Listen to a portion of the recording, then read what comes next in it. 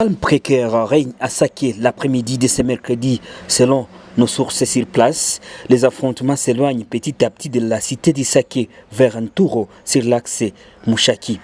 L'armée congolaise, appuyée par les résistants Wazalendo, poursuit le M23 RDF dans les collines sur Plomba, la cité de Saké. Pour rappel, depuis tôt le matin, les affrontements ont été signalés sur les collines environnantes cette cité, 27 km à l'ouest de la ville de Goma. Les combats ont occasionné le déplacement massif des populations de Saké vers la ville de Goma et autres endroits supposés sécurisés.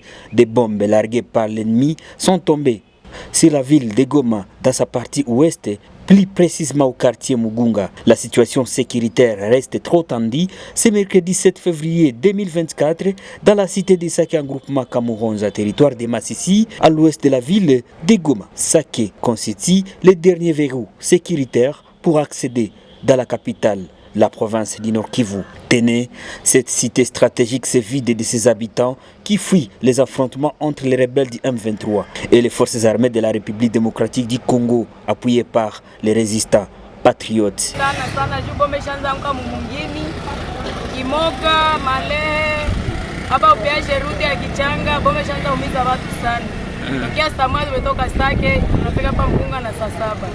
Les combats se sont poursuivis dans l'avant-midi à Malehe, Karuba et ses environs. Certains habitants se dirigent vers Goma et d'autres campent d'abord à Mubambiro en se rassurant de l'évolution de la situation. Auditoire, ce qui n'est pas normal.